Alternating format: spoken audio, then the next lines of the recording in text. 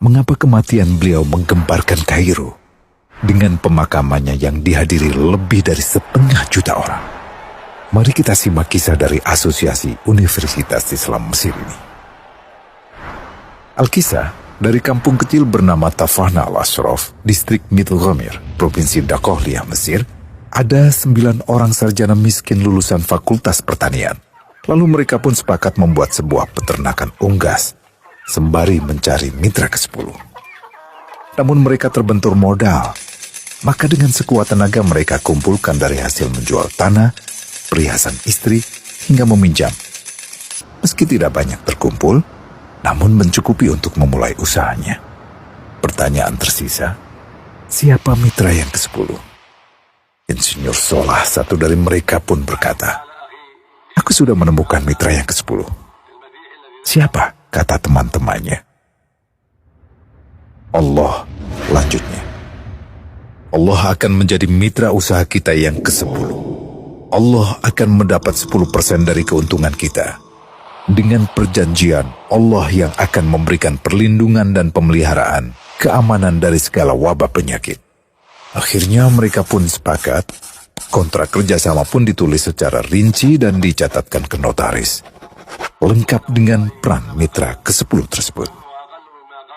Tak disangka, setelah 1 musim bisnis mereka langsung meroket, jauh dari yang dibayangkan sebelumnya.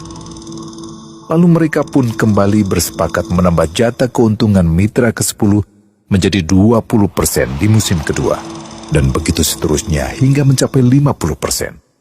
Lalu bagaimana keuntungan mitra ke-10 itu dialokasikan? Dimulai dengan membangun sekolah dasar Islam putra, lalu lanjut putri, kemudian sekolah menengah putra, kemudian putri. Tambah lagi madrasah aliyah putra, lalu putri. Tapi karena keuntungan terus membanjir, akhirnya dibentuklah Baitul Mal. Dan mereka pun mengajukan ke pemerintah untuk membangun universitas di kampung. Awalnya ditolak dengan alasan tiadanya akses bagi para mahasiswa. Tak berapa lama mereka pun mengajukan pembangunan universitas lengkap dengan stasiun kereta beserta jalurnya dengan biaya mandiri. Akhirnya permintaan ini disetujui. Dan pertama dalam sejarah Mesir, berdirilah sebuah universitas di perkampungan kecil. Semakin berkembang, dibangun pula fakultas kedua, ketiga, keempat hingga asrama putri dengan kapasitas 600 kamar. Lalu asrama putra dengan 1.000 kamar. Tiket kereta api pun digratiskan untuk memudahkan transportasi menuju kampung tersebut.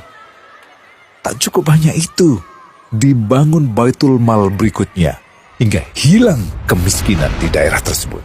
Dan program ini diduplikasi ke kampung-kampung lain hingga bisa dikatakan tak ada kampung yang disinggahi Insinyur Solah kecuali akan dibangun Baitul Mal untuk warga. Bantuan pun diberikan untuk fakir miskin dan para janda. Pemuda pengangguran pun dilatih untuk mengelola perkebunan sayur hingga mandiri, bahkan sampai bisa mengekspor ke negara tetangga.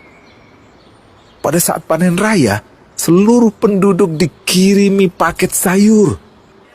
Di hari pertama Ramadan diadakan buka puasa bersama untuk seluruh penduduk desa. Mereka memasak dan hadir ke lapangan yang dipenuhi beraneka makanan. Disiapkan juga perabotan untuk gadis-gadis yatim yang ingin menikah. Dan ini semua merupakan sedikit dari banyaknya kebaikan yang dilakukan oleh Insinyur Solah. Hingga pada akhirnya disepakatilah keuntungan perusahaan 100% untuk Allah. Insinyur Solah yang awalnya adalah salah satu mitra usaha berubah menjadi karyawan Allah. Dia hanya menerima gaji, namun dia memberikan Tuhannya syarat agar membuatnya hanya butuh kepadanya dan hanya meminta kepadanya. Inilah sosok Insinyur Solah Atiyah, aktor utama kisah menakjubkan ini. Keikhlasannya membuat ia sama sekali menolak terkenal di media massa. Dan kini, meski orang yang melibatkan Allah ke dalam bisnisnya ini telah wafat, terbayang seluruh amal jariahnya yang selalu mengalir untuknya. Masya Allah.